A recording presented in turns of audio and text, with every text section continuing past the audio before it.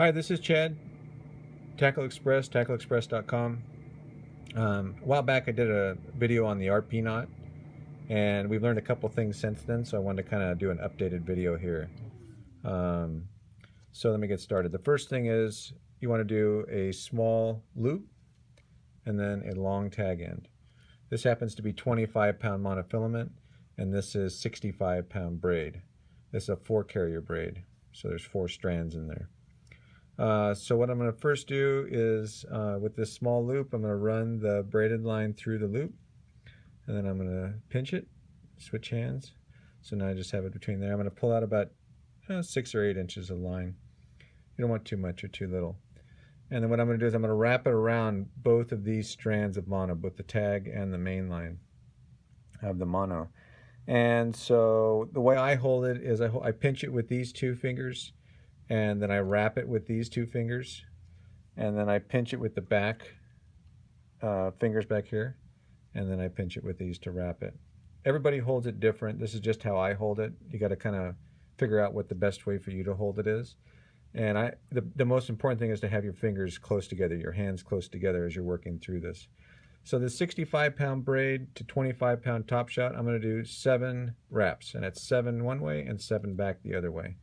The lighter the line, the more wraps you're going to do. The heavier the line, the least wraps you're going to do. Then the least amount you're going to go is 5 wraps. So if you were doing, say, 100-pound braid to an 80-pound top shot, you would do 5 wraps. 100-pound braid to 60, 5 wraps. 100-pound to 50, I'd probably do 6 wraps, and so on. Light line, if you were bass fishing and you were going to do, let's say, or trout fishing, you were going to do 20-pound braid to 6-pound top shot, I'd probably do 9 wraps. So that's kind of the rule of thumb. On slick line, this is a 4-carrier, so it's not very slick. It's got a little bit of roughness to it. But if you were doing like a super slick 8 or a slick 8-carrier line, you would want to even do a little bit more wraps, 1 more wrap than you would normally do. So on 20-pound braid to 6-pound top shot, I might do 10 wraps, maybe even 11, but probably 10 would be fine. If it slips on you as you're tightening the knot, then you know you didn't do enough wraps, and I would throw 1 more in there. And it's the amount of wraps back and forth, so it'd be 10 that way and 10 that way, or 5 that way and 5 back. So let me get started. So I'm going to grab the line, the braided line, and go around the monofilament, or it could be fluorocarbon, it doesn't matter. And I'm going to do 7. So that's 1, 2, 3, 4, 5, 6, 7. Now I'm going to pinch it here. Just the last wrap is all I'm going to pinch. And then I'm going to go, I went clockwise that way. I'm going to go I'm going to go clockwise back. If you went counterclockwise this way, you go counterclockwise back. It's whatever's most, whatever way you like. So I'm going to pinch that last one. I'm going to reposition my hands a little bit. And again, you can do whatever works best for you. And I'm going to go in between each one of those wraps. 4, 5, 6, 7. So whatever way this one goes in, so it's coming up from the bottom, I'm going to do the same because I want them to be together. And the way you know that you went the right way is if you push them together, they move up and down through the hole together. If you get them the wrong way, as you do that, one will move one way and one will move the other way. And then this is a critical part of the knot. You want to pinch hard here on the both braids and both monos, or both leaders, whatever it happens to be. And I'm going to pinch hard so it doesn't slip out of my fingers. And the main purpose of this is to suck this knot in. This knot needs to be pulled in tight to the rest of the braid. The mono loop needs to be pulled in tight. So if I pinch hard, you'll watch it move in. See it suck in like that? So that's what you want. You want it to suck in tight. Now I take chapstick. You can use spit, but chapstick will make a smaller, better knot.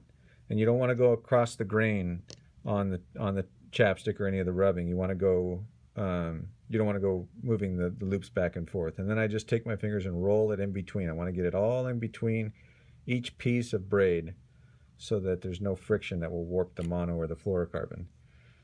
Now I hold the 2 monofilament or leader lines, and I just hold one of the braided line. I'm going to pull that loop in just a little bit.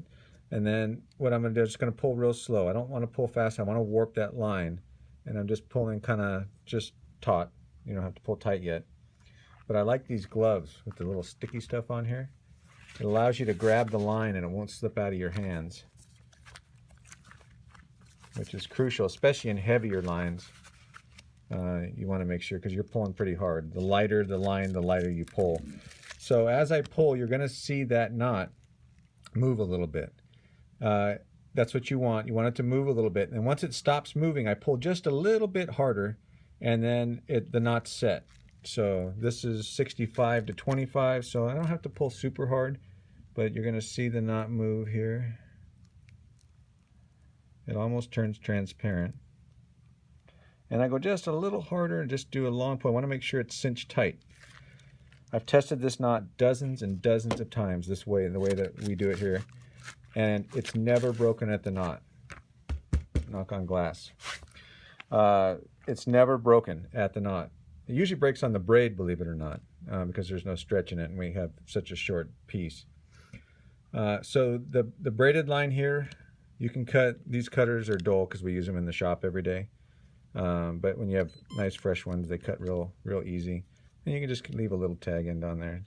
It doesn't really matter. It doesn't hurt or harm. And then on the mono side or the floral side, whatever the leader material you're using is, you want to pull this main leader line back against the knot. So I'm pulling it over there, and that's exposing this tag end of the leader line. And then with my cutters, I actually want to bump it up against the knot. You can hear it hitting it. And then I want to angle it a little bit that way, just a hair. And that's going to cut off every bit of that. There's virtually nothing there. If you were to leave a little tiny piece, a little 1/16 of an inch there, when you go to cast it, if it hits your thumb, it's going to take a chunk out, number one. If you have it outside the reel, it's going to hit the guides and reduce your casting. It's just better just to not have anything there. So that's a super small knot, very strong, and it works super well for us. We do it for our customers all day long, and we have no complaints. So that's our version of the RP knot. I know everybody's got their own little way to do it, but this works good for us on a daily basis. So thanks for stopping by, and tight lines. Good fishing.